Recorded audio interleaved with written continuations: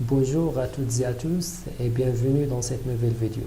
Voilà donc après avoir donc donné la définition d'une variable aléatoire réelle, plus précisément donc une variable aléatoire réelle discrète et donné sa loi de probabilité ou bien sa densité ou bien sa distribution et donner quelques caractéristiques liées à cette variable aléatoire, à savoir donc l'espérance, la variance et l'écart type.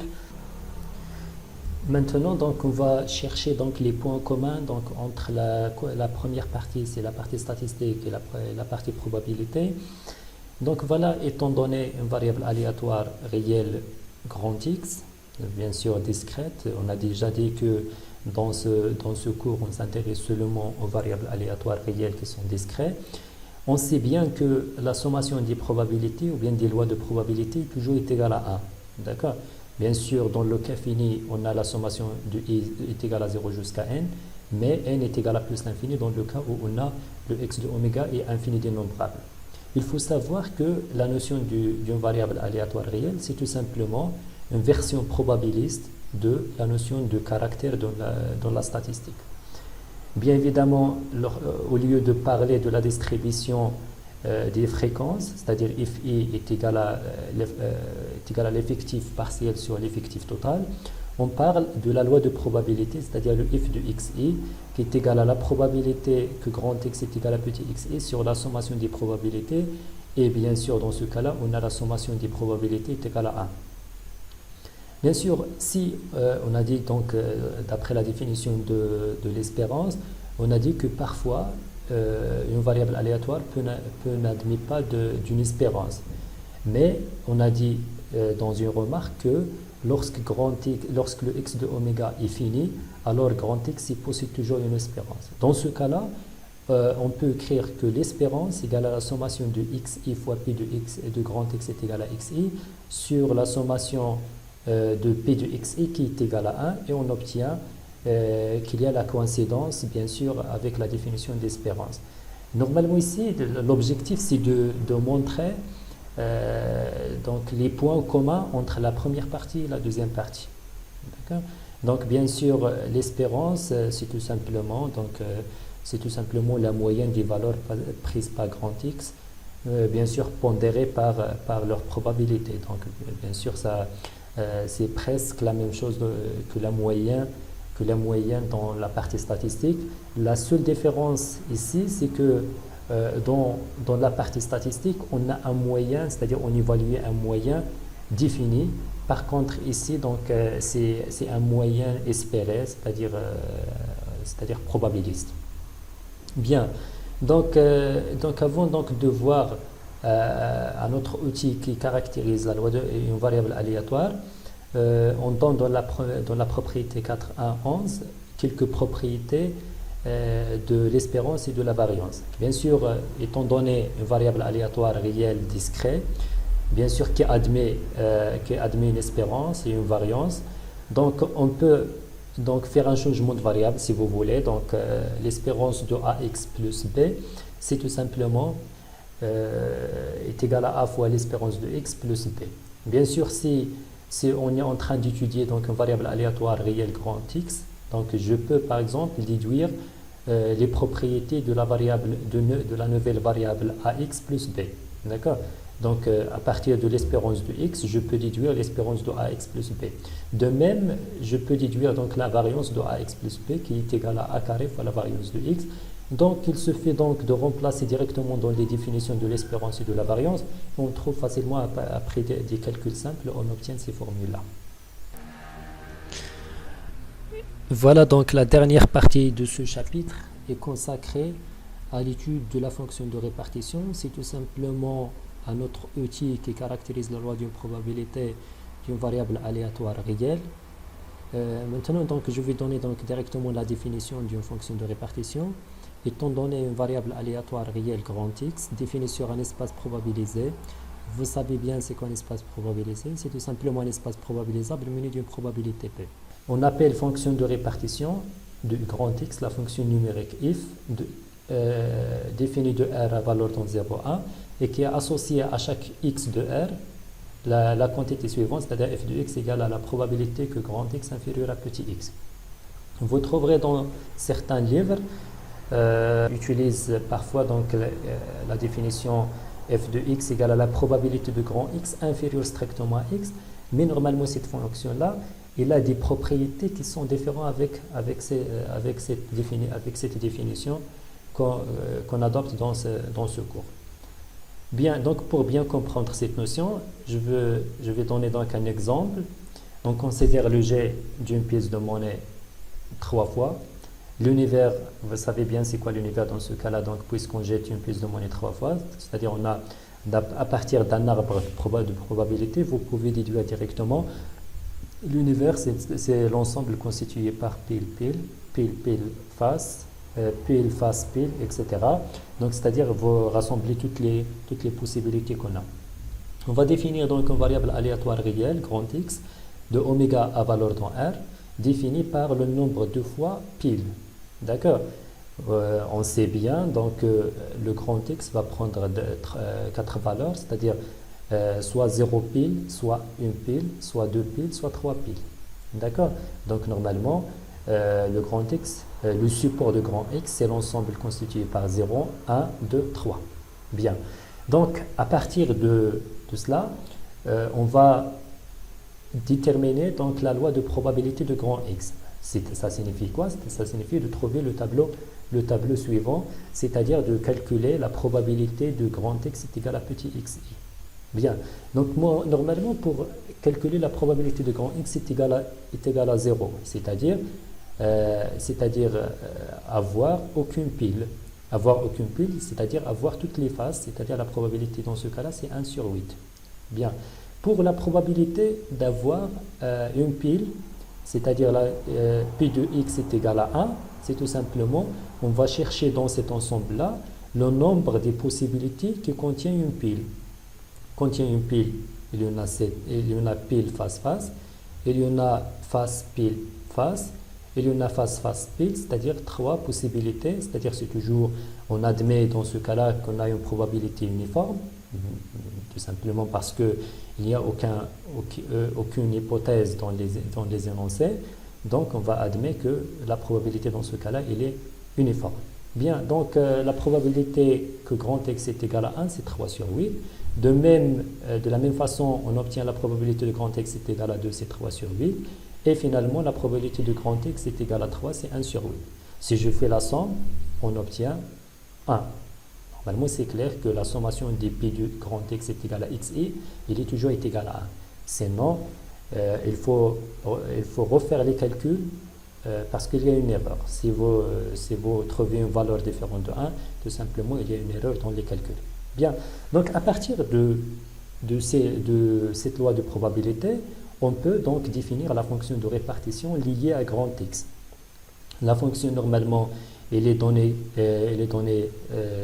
dans l'intérêt suivant. On va définir grand f de x. Si le petit x inférieur strictement à 0, grand f de x, qui est égal à la probabilité de grand x inférieur ou égal à petit x, c'est 0. Tout simplement parce que on a ici les valeurs prises par petit x, c'est 0, 1, 2, 3. Bien sûr, si petit x inférieur strictement à 0, donc la probabilité de grand x inférieur à petit x, c'est-à-dire grand x dans ce cas-là, cet événement-là, est un événement impossible parce que grand x ne peut pas prendre des valeurs inférieures strictement à 0. D'accord? C'est pour ça qu'on a la probabilité dans ce cas-là est égale à 0. De même, si le petit x est comprise entre 0 et 1, dans ce cas-là, on a la fonction de répartition est égale à la probabilité que grand x inférieur à petit x. D'accord? Bien sûr, petit x, il ne peut pas prendre la valeur 1. Donc, normalement, dans ce cas-là, puisque le grand x est discret, c'est-à-dire elle va prendre seulement la valeur 0. C'est-à-dire que cet événement-là, c'est la probabilité de grand x est égale à 0. Et on a d'après le tableau, la probabilité de grand x est égale à 0, c'est 1 sur 8. De même, si on a petit x, il est comprise entre 1 et 2, bien sûr 2 inférieur strictement, alors on a la fonction de répartition, c'est la probabilité que grand x inférieur à petit i inférieur ou égal à petit x. Dans ce cas-là, c'est la réunion entre l'événement, le premier événement et le deuxième, c'est-à-dire P de grand X est égal à 0, union P de grand X est égal à 1. Puisque ce sont deux événements disjoint, incompatible si vous voulez. Donc on a la probabilité de x est égale à 0, union x est égal à 1, c'est tout simplement la probabilité de x est égal à 0 plus la probabilité de x est égal à 1. Bien sûr, on va utiliser donc les propriétés que nous avons déjà vues dans le deuxième chapitre. Est égal normalement, si je fais les calculs, j'obtiens donc 4 sur 8, qui est égal à 1 demi. De même, si le petit x est compris entre 2 et 3, la fonction de probabilité, la fonction de répartition, c'est tout simplement la probabilité de grand X inférieur ou égal à X, c'est tout simplement la réunion des événements X est égal à 0, union X est égal à 1, union X est égal à 2, et bien sûr, les événements sont toujours incompatibles, c'est-à-dire on fait la somme des probabilités, on obtient 7 sur 8. Finalement, si le petit x est supérieur à 3, alors grand f de x, la probabilité de grand X inférieur à petit x, est égale toujours de même esprit, donc on obtient la somme des probabilités de x est égal à 0 plus probabilité de x est égal à 1 plus probabilité de x est égal à 2 plus probabilité de x est égal à 3 qui est égal à 1 si je fais la somme des probabilités. Bien, donc après avoir donc défini la fonction de répartition, maintenant on s'intéresse à la représentation graphique de la fonction grand F. On sait bien que pour x inférieur ou égal à 0, on a f de x est égal à 0. D'accord? Donc, quel que soit x inférieur strictement à 0, on a grand f de x est égal à 0. De même, si x il est compris entre 0 et 1, on a obtenu donc la valeur 1 sur 8. D'accord? Donc, bien sûr, quel que soit x dans cet intervalle dans 0 et 1, grand f de x va prendre la valeur 1 sur 8.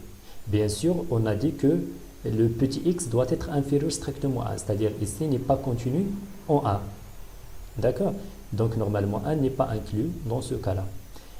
On a trouvé également que quel que soit x entre 1 et 2, d'accord, f de x est égal à 1 demi, égal à 4 sur 8 qui est égal à 1 demi.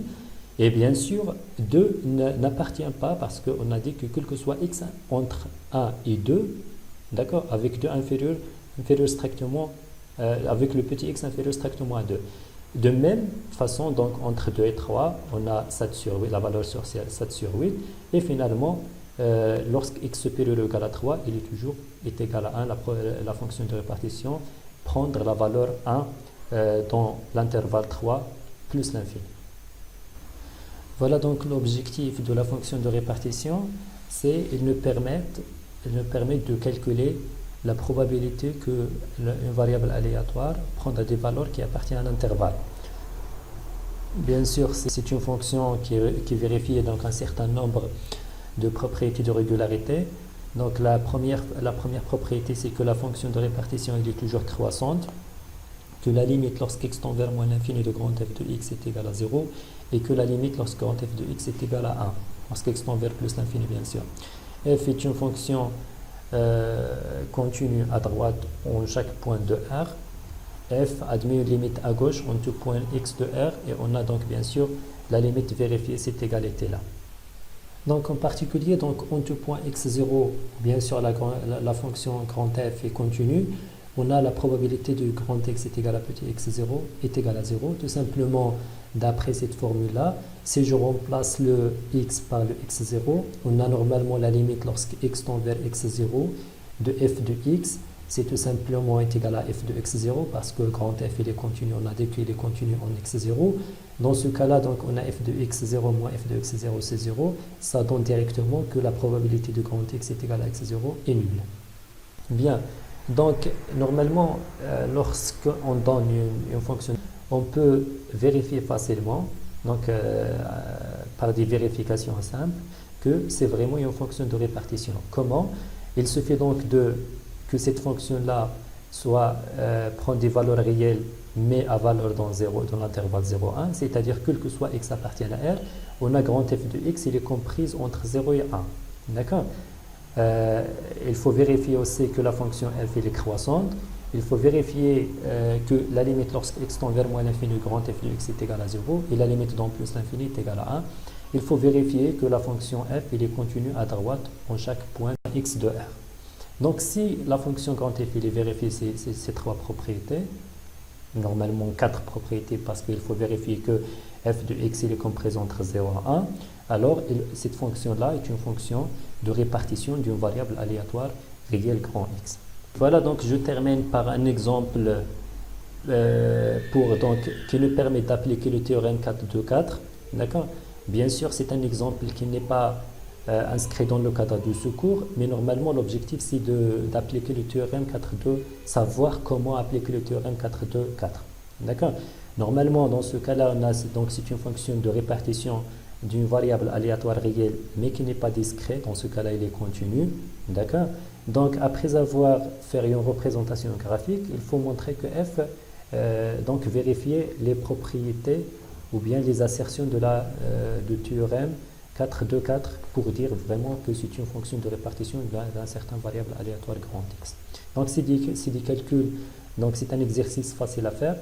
Bien sûr, s'il y a des problèmes dans cette partie-là, n'hésitez pas de l'écrire dans les commentaires. Je rappelle que pour les gens qui ne sont pas encore regardés la vidéo de la première partie, vous trouvez le lien dans la description de cette vidéo. Merci d'avoir regardé la vidéo et à la prochaine, Inch'Allah.